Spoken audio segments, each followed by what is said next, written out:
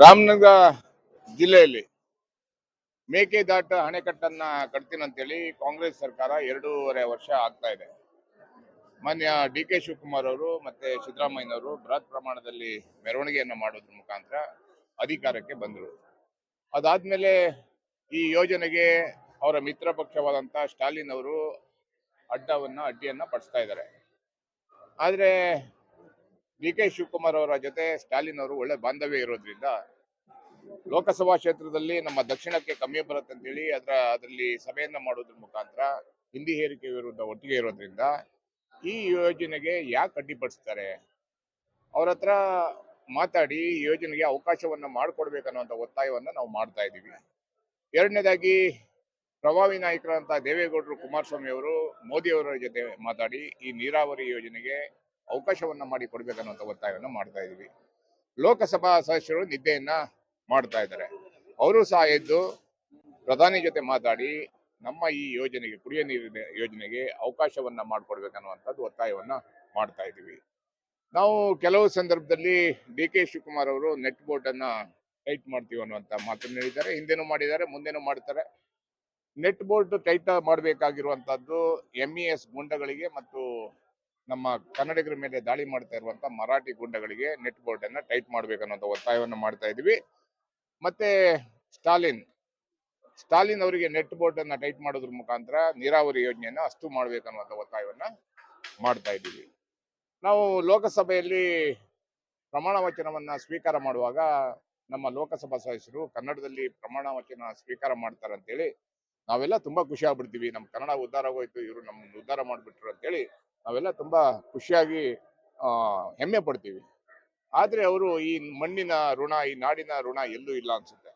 ಅವ್ರು ಯಾರು ಸಹ ಈ ನಾಡಿನ ಅನೇಕ ಯೋಜನೆಗಳೇ, ಮಹದಾಯಿ ಇರ್ಬೋದು, ಕಳಸಾ ಬಂಡೂರಿ ಇರ್ಬೋದು, ಮೇಕೆದಾಟು ಇರ್ಬೋದು, ಅಥವಾ ಗಡಿ ಸಮಸ್ಯೆ ಇರ್ಬೋದು, ಇದು ಜೀವಂತ ಆಗಿರ್ಬೇಕು. ಈ ಸಮಸ್ಯೆಯನ್ನ ಬಗೆಹರಿಸಿದ್ರೆ ಅವರಿಗೆ ಓಟ್ ಬೀಳಲ್ಲ, ಓಟಿನ ರಾಜಕಾರಣ ಆಗಲ್ಲ, ಮಣ್ಣಿನ ಋಣ ಇರಲ್ಲ ಅವರಿಗೆ.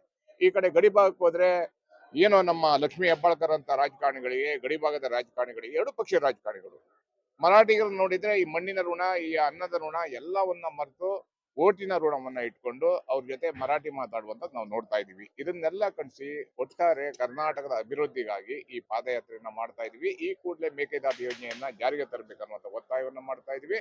ಮುಂದಿನ ದಿನಗಳಲ್ಲಿ ನಾವೆಲ್ಲ ನಿಯೋಗ ಹೋಗಿ ಪ್ರಧಾನಿಯವರನ್ನ ಭೇಟಿ ಮಾಡಿ ನಿಯೋಗವನ್ನ ಕೊಡುವಂತ ಕೆಲಸವನ್ನು ನಾವು ಮಾಡ್ತಾ ಇದ್ದೀವಿ. BSP ರಾಜ್ಯಾಧ್ಯಕ್ಷ ಒಂದು ಹೇಳಿಕೆ ಕೊಡ್ತಾರೆ, ಮೇಕೆದಾಟು ಯೋಜನೆಯನ್ನು ಹಣ ಮಾಡುವಂತ, ಲೂಟಿ ಮಾಡುವಂತ ಸ್ಕೀಮ್ ಆಗಿದೆ, ಇದನ್ನ ಜಾರಿಗೆ ತರಬೇಕು. ಅಲ್ಲ, ಏನೇ ಇರ್ಬೋದು, ನೀರಿನ ಬೆಂಗಳೂರು ಮತ್ತೆ ಗ್ರಾಮಾಂತರ ಸುತ್ತಮುತ್ತಲಿಗೆ ಕುಡಿಯೋ ನೀರು ಬೇಕಾಗಿದೆ. ಎಲ್ಲಾ ಯೋಜನೆ, ಎತ್ತಿನ ಹೊಳೆ ಯೋಜನೆಯಲ್ಲಿ ನೀರು ಬಂತ, ಎಷ್ಟು ಕೋಟಿ ಲೂಟಿ ಮಾಡಿದ್ರು. ಎಲ್ಲಾ ಕಡೆನೂ ಆಗೋದು ಹಣ ಮಾಡುವಂತ ಯೋಜನೆನೂ ಇರ್ಬೋದಿಲ್ಲ ಅಂತ ಹೇಳ್ತಾ ಇಲ್ಲ. ಆದ್ರೆ ಅದನ್ನ ಪ್ರಾಮಾಣಿಕವಾಗಿ ನೀರನ್ನ ಕೊಡುವಂತ ಕೆಲಸ ಮಾಡಿ. ಕುಡಿಯೋ ನೀರು ಮುಖ್ಯ. ಇವತ್ತು ನಮ್ಮ ಜನರಿಗೆ ನೀರು ಬೇಕು. ರಾಮನಗರ ಬೇಕು, ಚನ್ನಪಟ್ಟಣ ಬೇಕು, ಚಿಕ್ಕಬಳ್ಳಾಪುರ ಬೇಕು, ಕೋಲಾರದಲ್ಲಿ ನೀರು ಬೇಕು, ಬೆಳಿಲಿಕ್ಕೆ ಬೇಕು, ಕುಡಿಲಿಕ್ಕೆ ಬೇಕು. ಬೆಂಗಳೂರು ನಗರ ಬೆಳೀತಾ ಇದೆ, ಅಪಾರ್ಟ್ಮೆಂಟ್ ಮೇಲೆ ಅಪಾರ್ಟ್ಮೆಂಟ್ ಕಟ್ತಾ ಇದ್ದಾರೆ. ನೀರು ಎಲ್ಲಿಂದ ಕೊಡ್ತೀರಾ? ಯಾವ ಮುಂಚೆ ವ್ಯವಸ್ಥೆಗಳನ್ನ ಮಾಡಿದ್ರಾ? ಮಳೆ ಬಿದ್ದ ನೀರನ್ನ ಯಾವ ಕೆರೆ ತುಂಬಿಸ್ತಾ ಇದ್ದೀರಾ? ಕೊಚ್ಚೆ ನೀರನ್ನು ಕೊಡ್ತಾ ಇದ್ದೀರಾ, ಅದನ್ನು ಸರಿಯಾಗಿ ಫಿಲ್ಟರ್ ಮಾಡ್ಕೊಡಲ್ಲ. ಇಂಥ ಸಂದರ್ಭದಲ್ಲಿ ಮೇಕೆದಾಟು ಯೋಜನೆ ಆಗ್ಲೇಬೇಕು. ಕಳಸಾ ಬಂಡೂರಿ ಯೋಜನೆ ನಮ್ಮ ಉತ್ತರ ಕರ್ನಾಟಕದವರ ಇವತ್ತಿನ ಕನಸಲ್ಲ ಅದು. ಕಳಸಾ ಬಂಡೂರಿ ಸುಮ್ಮನೆ ನಾಟಕ ಆಡ್ತಾರೆ. ಆ ಪಕ್ಷಿಯವರು ಹೇಳಿದ್ರು, ಇವ್ರು ಹೇಳ್ತಾರೆ, ಇವ್ರು ಹೇಳಿದ್ರು, ಅವ್ರು ಹೇಳ್ತಾರೆ.